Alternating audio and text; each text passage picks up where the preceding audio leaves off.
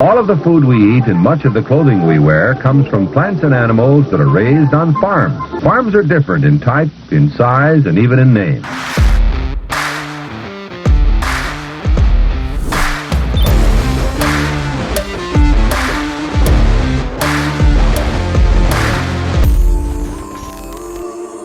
Welcome to Barn Talk. What happens at the barn stays in the barn, but not today. We're going to let it all out for you guys. Today is going to be a Hot Topics episode. We got some guests coming on in the upcoming weeks, but a lot of our guests are in agriculture and they're in the field, so we're waiting on them to get done. But we do have guests coming. We always say, you know, we could do a Hot Topics every freaking day if we really wanted to come on here and do it. But there's a lot of shit going on in the world, and we love Hot Topics, and we know you guys do too, because a lot of you can relate. But before we get into it, you guys know the drill. If you're new here, we do a thing called Pay the Fee. It's pretty much just share the show out if you got any value. So it's kind of the ticket to admission to watch or listen to the show. So share the show if you get anything from it. Feel free to leave a review on Spotify or Apple. We are up to 376 5-star reviews on iTunes, and we're up to 860, 840, somewhere in that range on Spotify. So thank you to all that have been leaving a review. We really do appreciate it. And I got to say, this last week or last 2 weeks, we've seen some insane growth on YouTube, on our listening platform, on our TikTok, on Facebook, everything. So we really do appreciate every single one of you guys, because without you guys, literally none of this would have been possible. None of this growth would have been possible. And thank you to all the new listeners or new viewers or watchers that have decided to start supporting the show. So thank you. We've seen the growth, and it's just been absolutely crazy. This past week, we actually ranked number 23 on the top charts for the business category on Spotify, and then we ranked 63 on iTunes. So that's our first ever feature on the top charts of the business category. So thank you guys, seriously, because like we say, what we do here on the show, what Dad and I do here on the show is nothing compared to what you guys do for us as far as just tuning in every week. You guys are just a big part of this thing as we are. So thank you. Sorry we couldn't get an episode out to you guys last week. There's a lot of shit that was going on last week. We were in the fields. We had pigs moving. Dad was at Jeep Week in Florida, and so I was just trying to hold it down best I could, not break a bunch of shit, and Dad had to come back and fix the shit that I did break, and so we're getting back into the nitty-gritty and the routine that we've been going on, so we apologize for that, but we're going to be back on schedule now, so yeah. Woo! Yeah, and it's been a crazy day, too. I mean, we loaded pigs out this morning at 6 a.m., 3 loads, chored everything. Had some meetings we had to go to. I helped Kat clean the house. Dad did some things with Mom, and here we are. So, got to fit it in, man. It just, all of your support means a lot to us, and it just proves my point that talk is cheap, but barn talk is priceless. Wow, God. You should be a philosopher. That is. Your one-liners are just the cat's ass. That's going to be on a T-shirt. Yep. That's going to be on a T-shirt. Put it on. How about a market update? I say send it. Okay. I have in my hands, only on the wrong side of the page, the market update, and this is the close. Today is Thursday. You'll probably be hearing this on a Thursday, maybe, if we can get this all through okay. Corn, $6.55, and locally, the best bid that I could find was like $6.68. So Eddyville had a hot price, but I'll be darned if I put that down. So I can't remember what it was. Probably similar to that. Beans, $14.50, and I did not get the bid at Quincy. I don't know why it didn't come up when I looked, but $14.48 is what it was at ADM in Burlington. Wheat, $6.31. Hogs, $75.45. So they took about a $5 jump this last week, and there's some big news out in the hog business. Smithfield is shutting down a bunch of sow units down in central Missouri, and I want to say out on the eastern part of the United States too. Basically, the stuff they got that they own that is older and that they've had a lot of problems and is, they need to remodel it. They're just not going to remodel it. And that's not a quick fix to the hog market, but long term, I'm telling you what, if you think your grocery prices are high now, the way the cattle market, the amount of cattle are out there, the amount of sows that are out there, the amount of poultry that's out there worldwide is shaping up. A year from now, food's going to get really expensive, I think, and that's going to be. Do you have the right market update? Because here on my market update, it says corn is $6.55 trading on the board. Yep. Locally, it's $7.04. Eddyville at $6.80. I didn't change it. Oh, I went to it, I got it, and I didn't change it. Okay. So it's the local bid is from my head because Okay. I read it. Gotcha. But I didn't change it. All right. So I was just making sure. if corn was $6.55 and locally it was $7.04, it means that somebody's bin is empty. Yep. Locally. That's right. So it's good, but it's not that. I good. thought I was going to have my chance to get in on the market update. I never do. So I had to take a jab at it. But. No, I just was in a hurry to do it today, and I get the futures. I get the futures closed from one tab from Cat's Grain, and then I go to the cash bids. And usually I do that as late as I can before we shoot because the cash bids update after the market closes. And I went there, and then I didn't write them down. I didn't put them in my notes, and so I had to do it from memory. So cattle 161, and feeder cattle $203 a hundredweight. Feeder cattle are very expensive. They're kind of like gold almost. Crude oil, 71.27, and that's the June contract. So oil, I don't know, the Iranians boarded 2 different tankers, and the United States didn't do a whole lot about it. They just said, hey, you guys shouldn't do that, which that's probably a topic for another Hot Topics, but not today. However, it didn't really affect the oil market much. 71.27, it's actually down from the last time that we did a market update. Gold, $2,024. Silver, $23.52. Not much change there. Bitcoin hanging right around 30K. It was down. It got down to 27, and then it went back up over 30 a little bit. It could be a touch under 30 right now, but I feel like that it's kind of bobbling right there. Last time I checked, it was 30 on the money. Ethereum, $19.92, and Tesla, $169. I don't know when the world's going to wake up, but Tesla just can't get over the hump. Just can't get over the hump. Too much bad publicity. I guess too many people hanging on to their Jeeps. Yep, that's right. There's not a lot of Teslas at Jeep Beach Week this year. Nope. There's about 20,000 Jeeps in Florida. Maybe when the Cybertruck comes out, there'll be some of them on the beach. Yeah, maybe. That'd be good. You could take it down there because it's bulletproof just anyway. to troll people. Because the purists won't like that very well. Yeah. It was a good time though. We stayed at the Hard Rock Hotel right down on Daytona Beach, and Daytona Beach is really neat. It's unique in the fact that it's a public access beach, and you can drive your vehicle on there, which I thought was really cool. And up until May 1st, the beach opens at sunrise. So basically at 6:45, they open the gates, and you go down there, and I pulled down the tunnel and waited amongst with the 10 other homeless people that were sleeping in the tunnel going to the beach. Man, the homelessness. It just must be everywhere. It is everywhere. It must just be everywhere. I bet everybody feels like it's like I remember in our town, we never had people that were homeless, and Yep. I just think it's a epidemic that's just been spreading across the United States, and everybody's seeing a little bit of it, but man, as far crazy. as homeless goes, I'd pick Daytona Beach. The weather seemed to be pretty good. I don't choose that for anybody, but there was a fair amount of homeless people around there.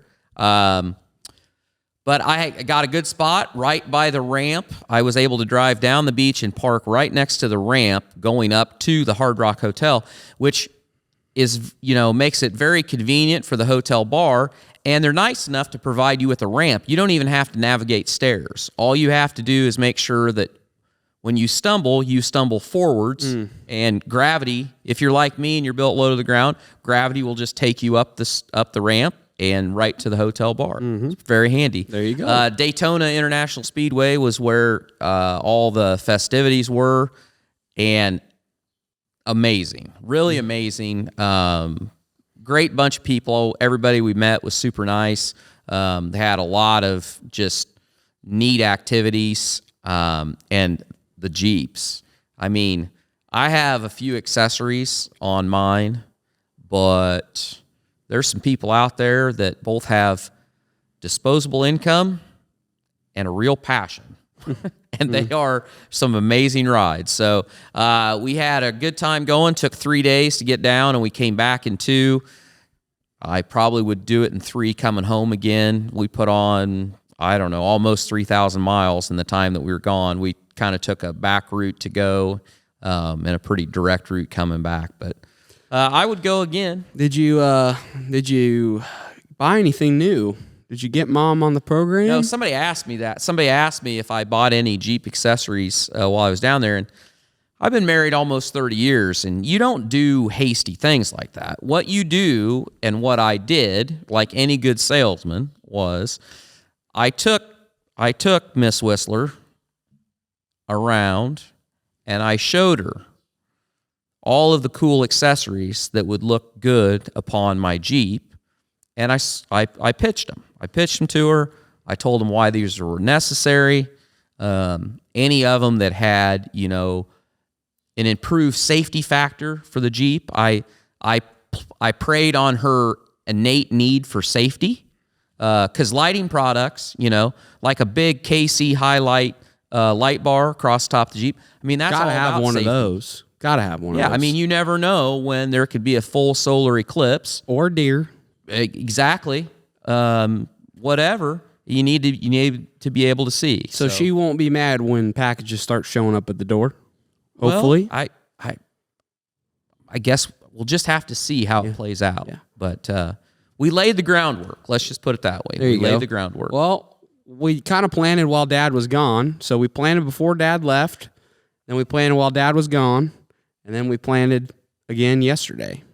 And we're completely done here at This Will Do Farm with planting. Our corn on bean ground, we planted 3 weeks ago. Yes. And that shit still hasn't popped up yet. So we're getting a little antsy. There's supposed to be rain coming today, which we're hoping. But the emergence this year in southeast Iowa is going to not be, it's not going to be very even across the board, I don't think. We all like to talk about when you go to a seed corn meeting or when you're talking to your, fertilizer guy or whoever, the goal with these planters and all this great stuff is to get all the seeds planted the right space and the right depth, and to get all that corn to, as much as you can, come out of the ground at the same time. And this is a year where that probably ain't going to happen, because around the outside of that field, we had to do a little tillage. We tore out some fence, and then when we push snow, it always gets kind of rutted up, so we always work that, first planter width down next to the drive, and that corn's all up. Mm-hmm. But the rest of that field, which is basically no-till, most of it, it's got a spike on it about an inch. So it's got about a half inch to 3/4 of an inch to go to get through the ground. And I don't know. Hopefully that seed has enough vigor that if we get a little warm rain, it's been real warm. Today was a good day. Yesterday was a good day. We get a little warm rain on it. I think it'll make it. And if it don't, planting's so much fun, we'll get to do it again. We'll have to replant. We'll have to replant and eat a lot of ramen. That's right. You're 100% right. Might have to start a GoFundMe. Yeah, that's right. And, speaking of saving money, I saved a bunch of money today, and it wasn't on my car insurance. So, guys, I'm going to give you a hack. So something happened between last night and this morning, and I don't know about you guys, but my wife loves anthropology. When I pass a shopping center, mall, downtown area, whatever, and the hair will stand up on the back of my neck because I can sense it. I can sense there's an anthropology there. And an anthropology is home decor, right? It's kind of home decor, but they sell clothes too, and Just a women's store, women's galore towards suburban women. Yep. And Trisha called me this morning during coffee. She was flabbergasted. And if your girlfriend hasn't seen this or your wife hasn't seen this, and she's a anthropology shopper, you should show it to her. So they put an ad out on social media, and it was a dude standing there in a pair of blue jeans and a t-shirt, and then he grabbed a piece of like red fabric, and he took that fabric and he flipped it up, and it covered him entirely, and then like that red fabric became a dress, and he was no longer wearing blue jeans and a t-shirt. He was wearing this red women's dress. And this fellow wasn't trans, nothing like that. He was just a man. And he wasn't a woman identifying as a man. He was a man, but he was wearing a woman's dress. And I don't know what the point of the ad was, but I think that apparently anthropology saw Budweiser and was like, here, hold our beer. Yeah, Bud Light, here you go, hold my beer. We'll see who's more woke. Let's see who can be more woke. And all I know is that the comments got shut off on it because it just went ham. So then women were commenting on their other posts, and I thumbed through a few of them, and I would say that by tonight, there will be a war room meeting. So Anthropology is owned by the parent company that owns Urban Outfitters, and they own something else. I can't remember what else they own. But pretty sure there's going to be a meeting there, and might not be some good decision-making, because I can tell you, for me, I'm probably going to save some money off of this deal because there's a considerable amount of money that has gotten spent over the last 5 years at Anthropology, and hey, Mom's pissed. we can buy more Jeep parts. There you go. Mom is pissed. She is not happy about it. Well, I mean, it's another example of just exactly what Bud Light did. People truly don't want this shit. They want to make men look. I feel like there's this idea floating around that they want to just demasculate men. 100%. They just do. Like, you just see it. They just want to do that. And men aren't about it. Women aren't about it because women feel like you're taking our shit. You're taking our power away. Why would you promote a women's dress and put it on a man and expect me as a woman to buy it? Yeah, you know, that was the most common comment that I saw was, okay, one, why did you take a woman model's job? Yep. Two, why do you have a man wearing a woman's dress who obviously is 100% a man and trying to make him look feminine? And also, another popular comment was that it was just another example of them trying to convince women that it's okay that they're diminishing women. And the comments I saw, and there were thousands of them, were not positive. And it's crazy to me because you'd think that most brands would look at what happened to Bud Light and go, yeah, let's not do that. Yeah. But I guess Anthropology either is just not up with the times, or they thought it'd be a good opportunity to just piggyback right off what Bud Light did. Yeah. I mean, I don't know. I think anybody with a common sense brain could say, yeah, that was probably not a smart move after what had just transpired with Budweiser and Bud Light. But the Budweiser I don't CEO, he's trying to distance the company from that whole thing. He put out a statement that basically said that one ad does not make a campaign, and basically saying that whole pretty much distanced himself from Mulvaney and saying that, well, that wasn't a campaign. That was just one ad. And so they're reeling it back as best they can. Another interesting insight that you mentioned to me when you were down in Florida is what? Yes. So the Bud Light boycott is 100% true. Real thing. Every state that we went to, because we went to Louisville, Kentucky, and we ate out. I mean, we ate out the whole time we were gone. We went to Louisville. We went to Asheville, North Carolina, and then we stayed in a little town down by Augusta, Georgia, and then went to Daytona Beach. Everywhere we went, the bars that we were in, that we saw the bar, there was no draft of Bud Light or Budweiser. Miller Lite, Coors Light. There was one bar, one of the bars in Daytona had Michelob Ultra on draft, but all the rest of them didn't have Michelob Ultra either.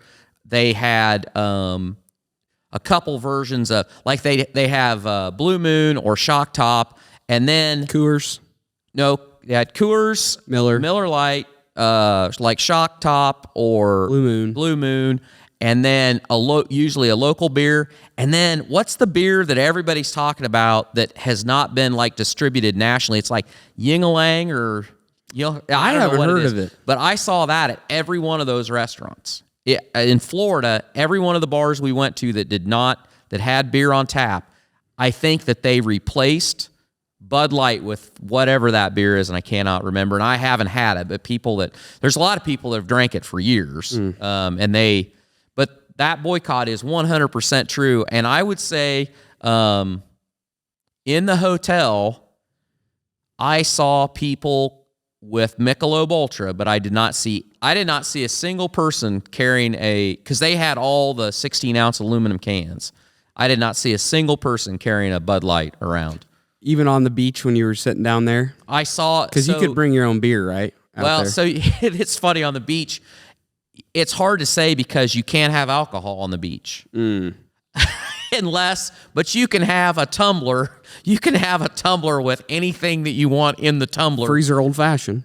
Freezer old fashioned 100%. You just can't have an open container or a glass, anything like that. So I did see some people like that were sitting, in tents that did have canned beer. I saw one group of people who were drinking Bud Heavy, but I did not see any Bud Light on the beach. And so real cancel culture. I think it definitely, now whether it stays that way, but I would say those bars, if they've made the decision that they pulled that off their tap rack, they aren't going to put it on unless there's a lot of people asking for it. Unless you have a lot of people. And let's face it, if I go to a bar and they don't have, I don't ever ask for, I don't drink beer very much anyway, but if I do, and I was to walk up, I would say, what do you have? And if they didn't say Bud Light, I'd say, okay, well, I'd probably try some local beer, or else I'd say, give me a Coors Light anyway. So, yeah, I heard a really interesting insight, and then we'll get into the hot topics, but somebody said Bud Light will never live this down because just think about a group of college kids, or think about a group of guys that go out to the bar and they order a bucket full with beers in it. Yep. Are you going to be the guy at that table that goes, yeah, get us a bucket of Bud Lights? Yep. No. Every motherfucker in that bar is going to look at you and go, what? Or they're going to crack some jokes. They're going to crack jokes. They're going to crack jokes. They're going to say, what are you doing? Yeah. Where's your, they're going to crack jokes, and you're not going to be that guy. Nobody's going to do it. So I don't know. I think long term, it's really done some damage. It's going to continue to do some damage. 100%. I agree. 100%. Anyway. All right. Well, so that was kind of a mini hot topic, and that was pretty good. That was a good anthropology. What are you doing, man? What are you doing? And hey, I ain't mad. Dad's not mad. No, most of the men in America, men are fine with it. Yeah, they're like, our checkbook isn't. We're gonna be good. And we're gonna have more cash. We got enough candles anyway. Yeah, there you go. Hey, this is a pretty good podcast, isn't it? If you made it this far, you must think it's pretty good. I got a favor to ask you. Please, if you like the show, leave us a review on Spotify or Apple. Now, let's get back to it. All right, so first hot topic is more bank failures. Yeah, holy cow. So Jerome Powell came out and said that American banking system is on a firm foundation, and then PacWest fell straight off a cliff, losing about 50% of its value. And then I saw this before I saw that, but First Republic, second largest bank, collapsed last week, and it has now exceeded the 2008 banking crisis. With those two major banks alone crashing. Or how many has there been? The other one, the one that started Three. it. There was two that started it. One minor one, the one out east, and then Silicon Valley Bank. Oh, and then First Republic. And then First Republic was teetering at that time. Yeah, I remember we talked about that a little bit. And they got a big influx of capital from some other banks to shore them up, but it wasn't enough. And then it's headed to insolvency. And then, that PacWest. And then there is another one that is right there. First Horizon of Memphis, they had a deal that they were going to get purchased by a bank out of Canada, and after the First Republic news came out, that bank from Canada, they walked away from the deal. And so that bank, First Horizon, they've got $80 billion in deposits, and they're pretty shaky to say the least. But I thought the most interesting news that I picked up that I have not heard anywhere, and I just heard this last night, is by dollar amount, the amount of bank failures that we've had so far here in 2023 is now greater than what we had in 2008. I didn't know that. Where have you heard that? Like, why is nobody talking about that? And the other thing that you kind of have to sit and wonder about is, because I don't remember this, I don't remember anybody ever talking about this, but in 2008, there was about 25 banks that went down initially. I would say over the first, 3 months, Lehman Brothers, Lloyd's of London, United Bank of Scotland. I can't remember those are all foreign. Those are foreign banks, but I can't remember all the banks that went down here. But over the next 4 years, there was 440 banks that failed in the 4 years after that initial, from 2008 to 2012. I didn't hear about that. And to put that in context, that's about 110 banks a year that failed. Okay, up until 2008, the average number of bank failures in the United States was 2 to 3 a year. Wow, that's crazy. And in the 4 years following, there's 110 a year. I mean, average. And so you really got to ask yourself, are we just at the beginning of this? And the guy that I was watching, his point on it was that we've been raising these interest rates, and so all of these banks that have their money in treasuries, they're getting squeezed, because if they need any liquidity, they have to dump those treasuries at a loss, because where they bought the treasury at, the interest rate was much lower than where it is now. And so to sell it, they're going to take a discount even lower than the interest they're getting, which is now way lower than what the interest rate, what the Fed rate is. So it's really, really tough if you're in the banking, if you're a bank. And so if you get into that situation where you're getting pushed because depositors want their money, there's just no cushion left. That's the problem. But so over the next, when they raise interest rates, it takes 12 to 18 months for that interest rate hike to work its way through the economy. So does that mean that the pressure on these banks is only going to increase over the next 12 to 18 months? And if it is, how many more are going to fail? Exactly. Mm-hmm. So is this just the beginning? Right. Mm-hmm. So then you got to ask yourself, the Fed knows what it's doing. I mean, 100% it knows what it's doing. So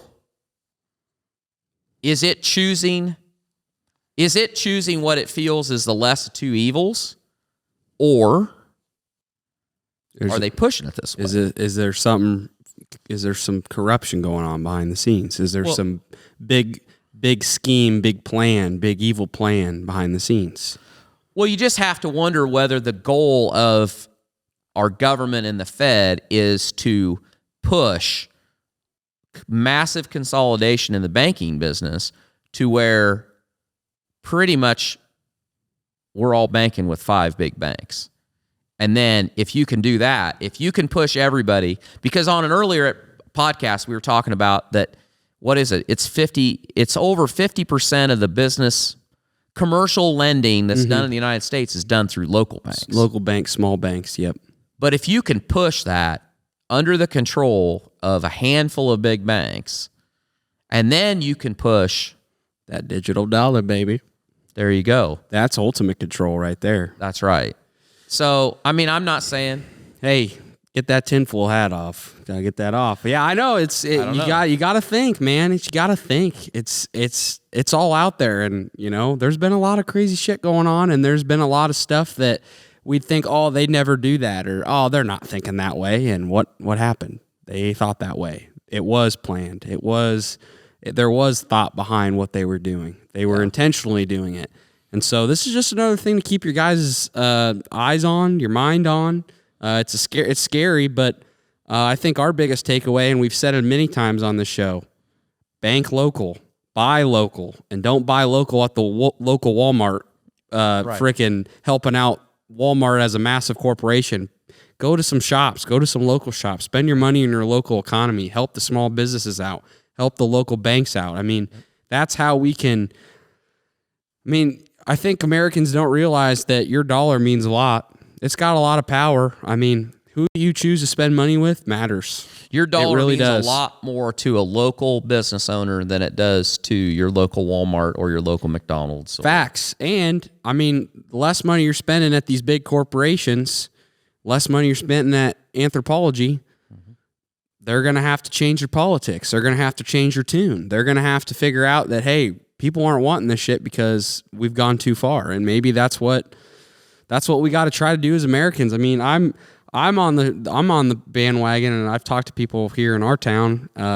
People want to buy American made. People want to buy with companies that are for the American people. And if you're not showing that shit, and you're going way out of line, and your politics and your business decisions aren't for the best of Americans, they ain't fucking buying it. They ain't going to spend their dollars with you anymore. And I think that's the best thing that we can do as regular Americans is put our dollars to places that have our best interests in mind. Because I think that there are some really shady business people out there and shady businesses out there with some ill intentions, but there are some really good businesses out there that want to make a difference here in America and that want to help our country. And I would rather spend my money with those people because they're making a good impact, and they could end up changing.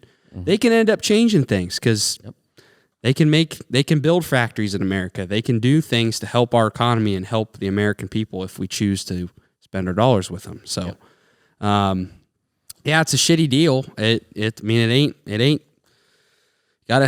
kind of scary a little bit, but like we said, we try to bank local as much as we can because we have a good relationship with our local bank, and it's served us well so far. So, so all this uncertainty, what we need is we need a steady leader, pasty white, slightly shaky, but steady leader that, though he might wander off some, but not too far. And, he's got it. He's got it pretty much under control as long as there's somebody there to guide him and somebody with an earpiece to tell him what he should say. We need a guy like that, which is why Joe Biden is running for re-election. Holy Joe shit. Biden wants to be your president again because he really can't remember the first half of what he's done so far. Can he do it, Torque? Can he fucking do it? Can he get the next election? Can he make it? Can he win it? What do you guys think? Do you think Sleepy Joe can fucking sleep his way to the top again? I don't know. I'm going to just say something. Guys, I don't care what side of the aisle you're on. We have got to agree. That guy, that man, he should not be the leader of this country. I don't give a shit what you say. The guy is obviously not with it. The guy looks like a very weak leader, and everybody knows it. Every country knows it. Everybody that's on the world stage looks at our leader and probably laughs. And they're probably watching the memes just like we are and fucking laughing and going, I cannot believe that this. Sometimes I literally see a video and I sit there and I go, how in the fuck is this our president?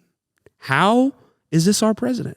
How did this happen? Like, this is just insanity. Like, I remember growing up in school and we got taught about Herbert Hoover, right? And how that was one of the worst 4 years as a president ever had because the Depression and all this shit went down. And I mean, you could say a lot of it was his fault, but there was a lot of shit that went down during his presidency. But my God, what is this going to go down in the history books? I hope it goes down into what people were actually thinking. But guys, please, for the love of God, do not let this man win the election again.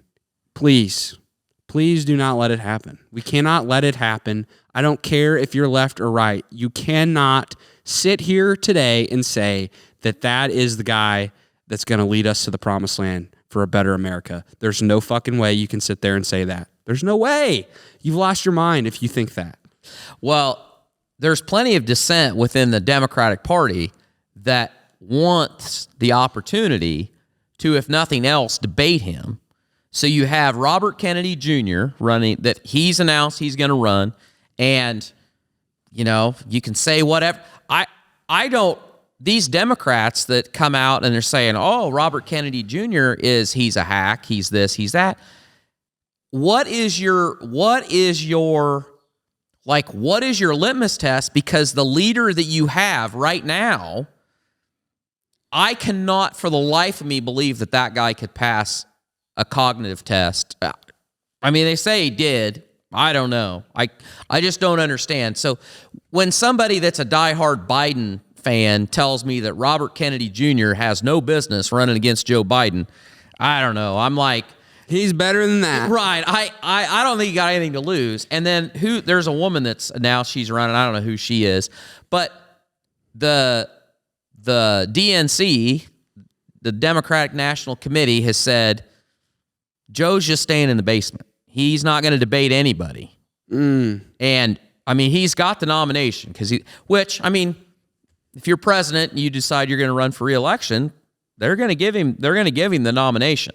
But I think they should at least make him debate, because he's going to have to debate sometime. And I don't know what he's hoping. They're going to make that clone for him. They're cloning him. They got the UFO somewhere that's got the technology. They're cloning him right now. They're getting him ready to go. I don't know. I don't know either, guys, but seriously, for the love of God, there's got to be a better fucking way than that. There just has to be a better way. And I mean, I remember when the election came around last time, he was supposed to be the mediator. He was supposed to he wasn't supposed to ruff any feathers. He was going to unite us. He wasn't going to do any big decisions, any bad decisions. You know, he's going to be just pretty middle. You just not going to. There's room for everybody at the table. No big waves were going to happen. By God, I mean, could you say that the complete opposite happened? I mean, geez, the country's in a state of, I have never seen anything like it in my life. So I believe, Barn Talk believes there's no fucking way that this guy wins. There's no way. I'm speaking it into existence now. There's no way that there's enough people that think that he's the man for the job in this country. There's no way. I'm saying it. So if he wins, is it time to build the bunker? It's time to really, it probably is. I mean, seriously, it probably is. I know. I mean, I was thinking we could probably do a live stream. Maybe that'd be kind of funny, but if we did that and he won, I'd walk off. Yeah. I'd have to take a break because I would seriously have to think about, are there that many dumb people in this country? Yeah. I'd really have to sit and think. I don't know. That's my rant on President Biden so far. And you got to feel, I mean, at some point, it's elder abuse. I mean, honestly, sometimes, I mean, I think most people can agree, like, is he really the one that's coming up with these talking points? Or is he getting handed a sheet?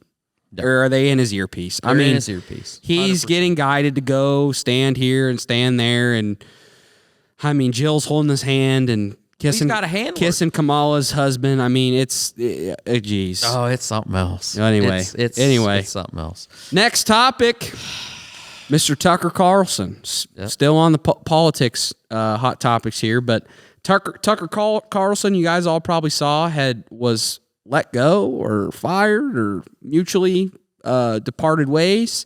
He's no longer at Fox News, and for Fox News, it's conservative, right?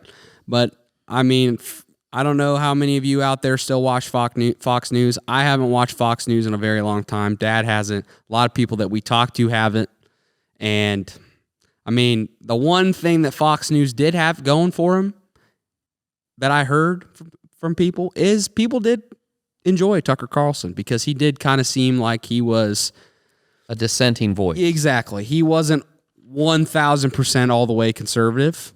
And honestly, I think this is a good thing for Tucker Carlson. I think he's built up enough, a big enough following, a true connection with people that people trust him and trust that what he says is actually what he thinks and isn't bought and paid for. So I think he can crush it on his own. I really do. And Patrick Bet David, I think's his name. He's got a company called Valuetainment.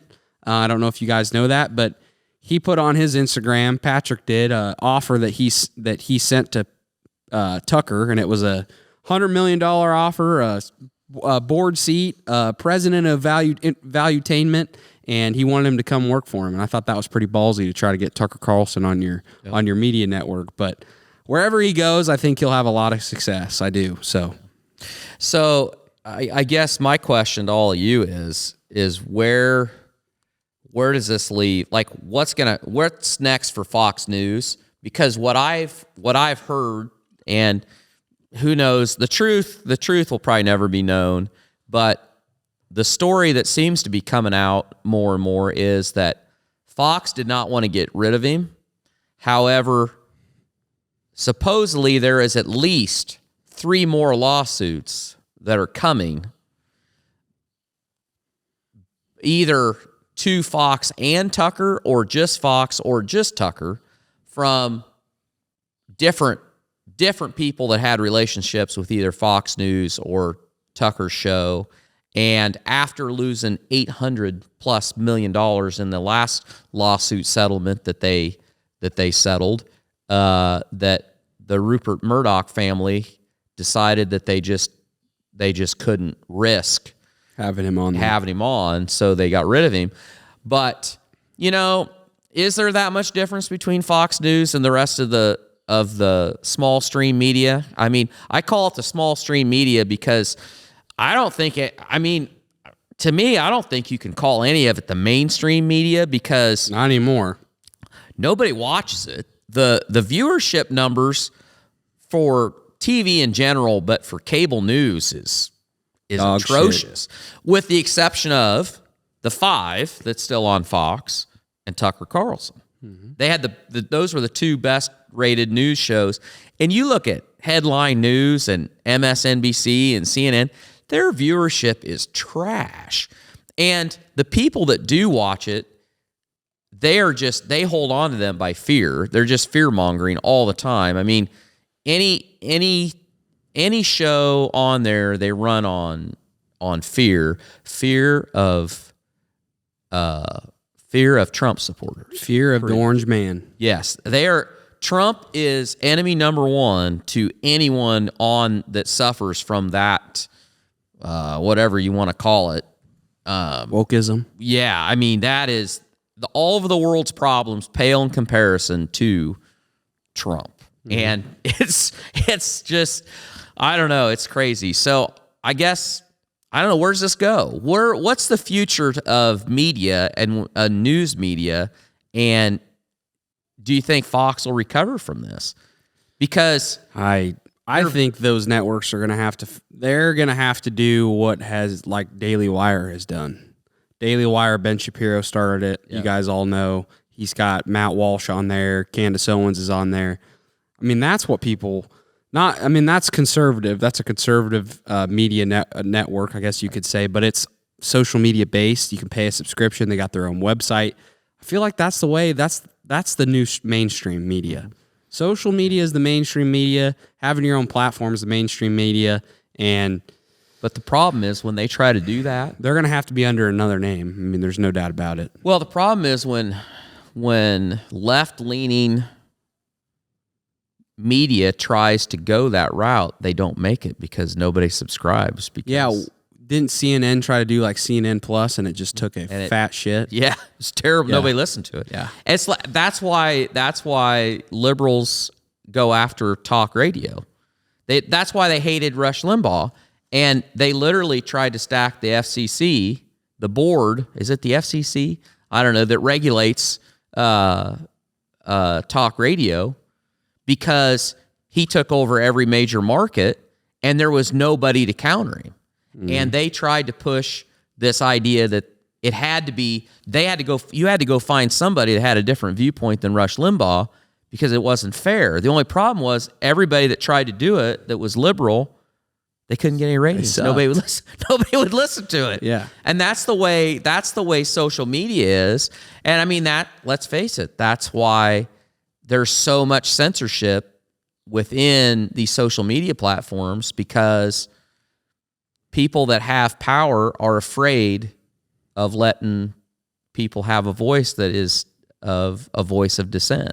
Mm-hmm. And I don't know where it all goes, but yeah, I'd love to know anybody that wants to drop us a line at barntalkshow@gmail.com. Or you could throw it in the Spotify questionnaire that we'll have on this episode if you're listening on Spotify, or put it down in the YouTube comments, whatever. I'd like to know where you get your media and whether or not you think Fox will recover from this. Because I honestly don't think they do. I think they're going to decline from here.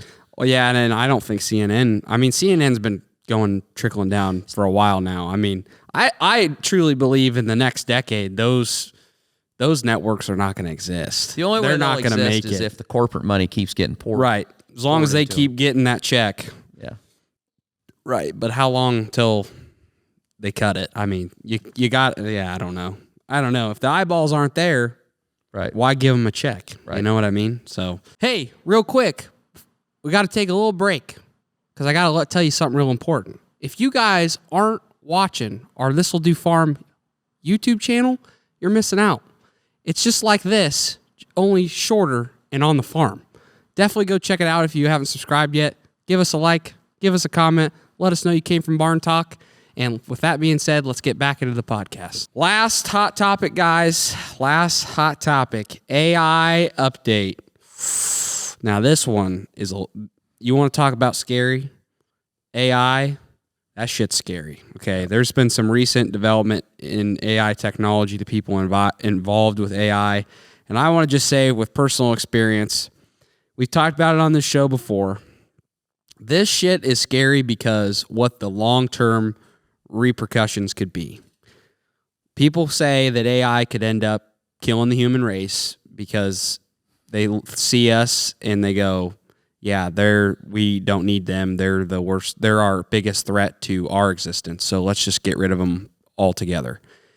And like that thought alone makes you think about the Terminator and makes you think Dune and all this shit. But when legitimate smart people have said that this could be a possibility if this goes down the wrong way. And so I'm in this weird spot, and I don't know if there's any young people out there that are kind of in the same boat. Like, AI has so many benefits to so many small tasks right now. There's so much new technology coming out with AI that it's very intriguing to want to hop on and go all in on and help you get jobs done easier, faster.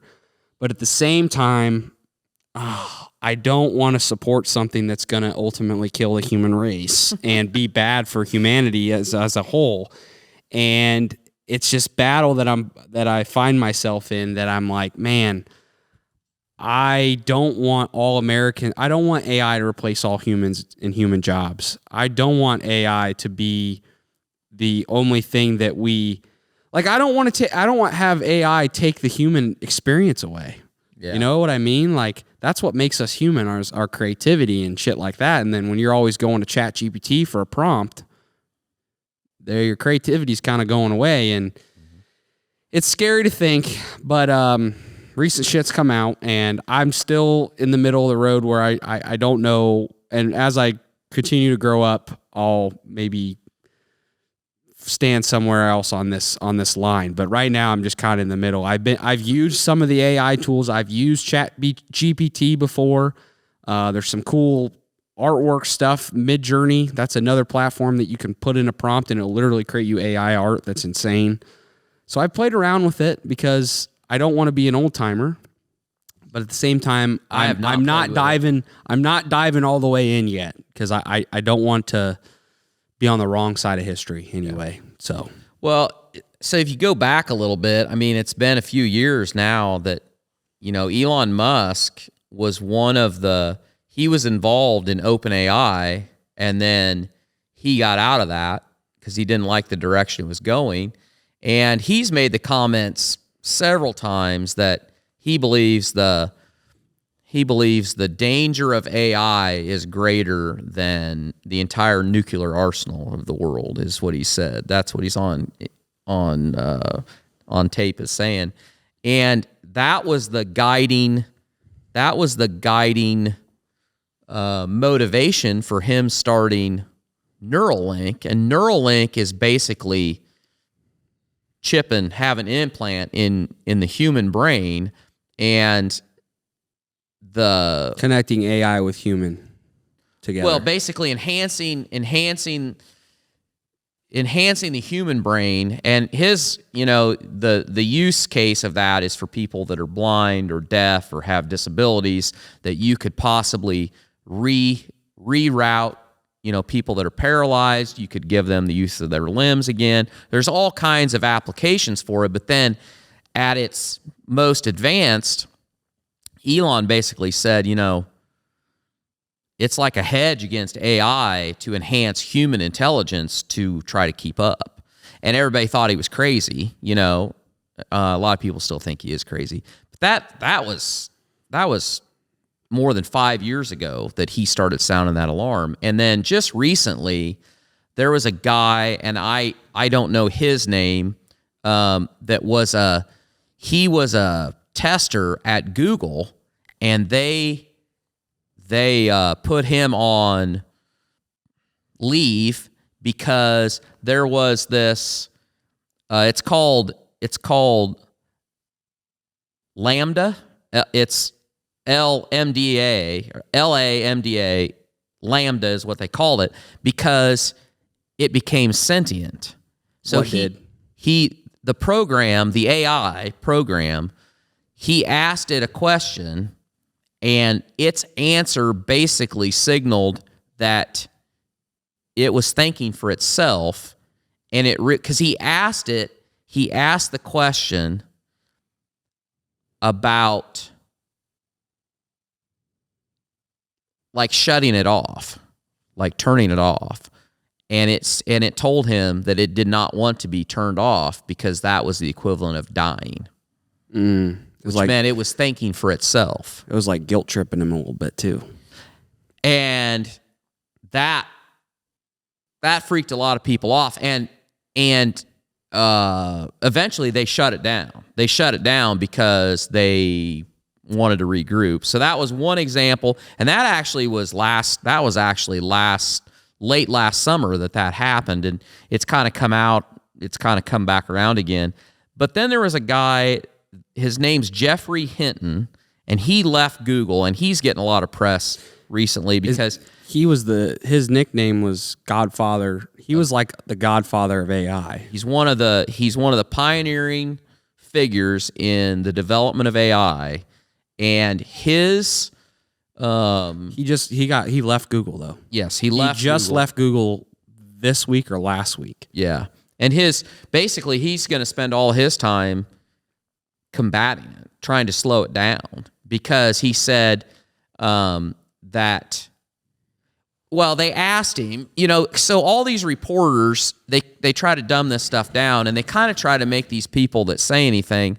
And I think it's just the nature of the press. I think if you are a reporter, you're probably a little jaded because you've dealt with enough people that are not sincere, and they all have an ulterior motive and all that. And so they asked him, because he's made the statement that AI could basically kill you.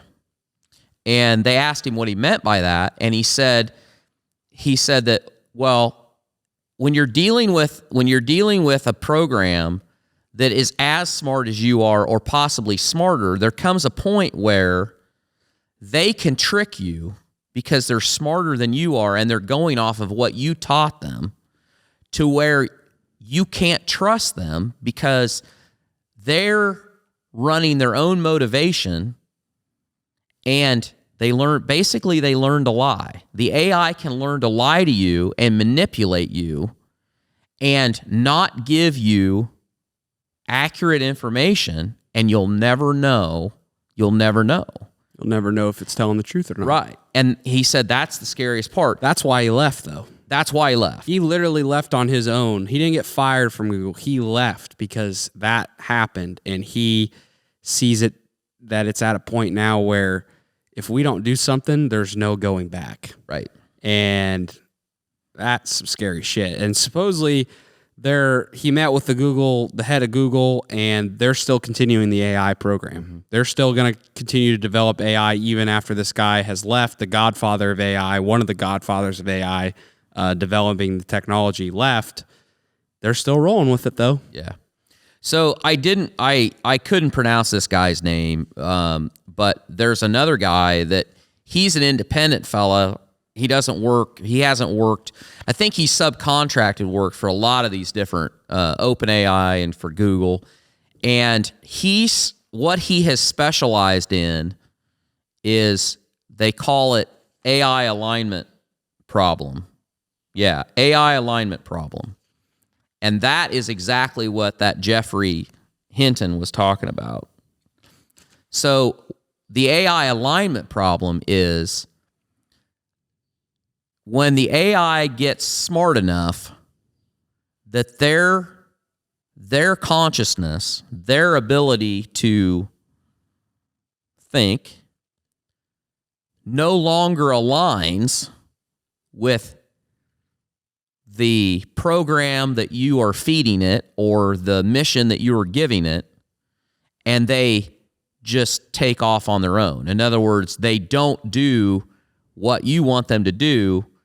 And the fancy word for that, other than is they lie to you or they do nefarious things, is it's an alignment problem. And that is what that is your Terminator scenario, when you have a massive interconnected. So the other problem with that is that all of this AI runs on the internet. It's all connected, or it can all be connected. And when they talk about shutting it down, the problem that you can ultimately get to is if you get AI that is smart enough, you can't just shut it down, because it can make the calculations, it can make the connections, it can find other ways to get connected to other AIs that are running faster than you can figure out how to break those connections. How to shut it down. And then you have a real alignment problem, and then that's how you get a Skynet issue. And this all sounds just crazier than hell. But people the fucking godfather of AI Is concerned about it. Right. He has been working on developing this technology from the beginning, and he is stepping away because of this problem. Yeah. That should be concerning for all of you, Yes. for all of us. Absolutely. Because, yeah, it does sound like Terminator shit, but are your feet on the ground? Because mine are. Yeah. This is a real fucking world. We're here, and that's a real problem being talked about. So the other thing that I've noticed with AI, and Snapchat recently rolled out AI on their platform, and people found out real quick that AI is leaning left. Yeah. Their politics, questions that you ask about politics, about history, anything like that, leftist agenda. Yep. And that's also very concerning. It's also very concerning because the people that have developed AI most likely are from Silicon Valley, most likely are from California, most likely left-leaning. And so they probably have or are continuing to build out AI to lean left.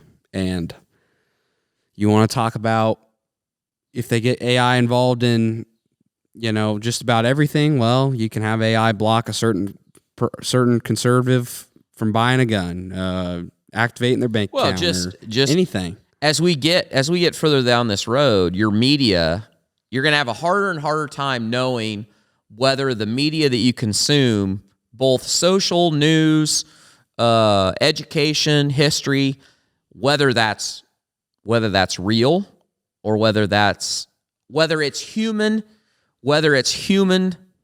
developed or whether it's AI developed. In other words, it's going to be really, really hard to know. I mean, it's like deepfake video. It's going to be really, really hard to know if that is authentic or not. Mm-hmm. And the line between... That's where these verification badges, and I think that's a big conversation that social media platforms are going to have is how do we verify to make sure this is an authentic, real person? Mm-hmm. And how can we make sure that when people are using the platform, they feel safe, they feel like they're talking to a human, they know that this is human-generated content, not AI-generated content. Also, if you were out there and you're a young kid, I know we got a kind of a wide variety of age groups that listen to this podcast, but if you saw, there was literally a kid that posted a Drake song. His artist name's Ghostwriter. He took Drake's voice and used AI technology and created a song with Drake's voice, the artist, and put it out, and it fucking took off and exploded, and people loved it. But it got taken down by all the music streaming platforms because it's illegal. Yeah. But that's and another... It wasn't Drake. It wasn't really Drake. It was AIs using Drake's voice, and he put it on his beat, and it worked. And that's just like... The whole music industry was just like, holy shit. Like, this is a problem that we didn't even know we're running into. But, like, there's just stuff like that across everything where we're going to have some real conversations about keeping things authentic, keeping things verified. What does the rights look like? Copyright rules. It's a whole thing, but it's something to definitely keep your mind on and eyes on, guys. AI is not going away, and McDonald's, another thing that came out with AI, fully automated restaurant. I mean, I got to ask yourself, like, this is the dark side of AI. Do we want to live in a society where we go to a McDonald's, there's no people working there? Yeah, and I asked for my double quarter pounder, and it analyzes through the web, my latest medical history that isn't so, and says, I don't think you get a double quarter pounder. You get a triple McChicken. Well, no, they want you to die. They want you unhealthy, so they give you a triple. For sure, they'd give you a triple. Now that is dark. Come on, dark. They want you unhealthy. They'd give you more, not less. But that's the kind of shit that you ask yourself, like, man, yeah, this technology can be really useful. And I heard a really interesting insight from Andy Frisella. He said they're promoting AI right now to be this thing that gives you an edge, to making more money. Mm-hmm. But ultimately what they want is AI to take over so that you have to rely on the government. Yeah. That nobody works a job. You're with the government. You have no purpose. You own nothing. One world government. And that's what they want. Yeah, I thought it was that's the dark. I mean, that's the side that on that line. You know, I got these two lines. I'm sitting in the middle. I want to use it, but at the same time, I don't want to be on the wrong side of history. It's this fucking shitty line you got to cross and walk on. Yeah. So, well, you know how you got authentic. How do you know? You get a podcast shot in a barn. Put that shit in a barn. Because we don't have any AI around here. No, we don't. And as a hog farmer, I feel like one of the last things that's going to get replaced is the hog farmers, because no AIs want to take care of pigs. So I think we're safe for a little while. The only way this podcast stops is if AI gets bad enough where we're going the fuck off the grid. That's when you know that you need to go off grid too. When we stop shooting this bitch, AI has really done some messed up. Time to go to the hills and throw your cell phones in the river because we're done. So, all right, guys. I think with that, we should roll her down. Yeah, we don't got a whiskey minute this week, guys. We're gonna probably have one next week. We will come back with a whiskey minute. This is how smart I am. We went to Louisville and we got there on a Sunday. So nothing's all open. those distilleries. The only thing that was open, a single one. Open thing that was open was church. That's right. And Lord knows I need that too, so it's okay. But we will have a whiskey minute. We got some bottles that we need to get sampled, so we'll do that.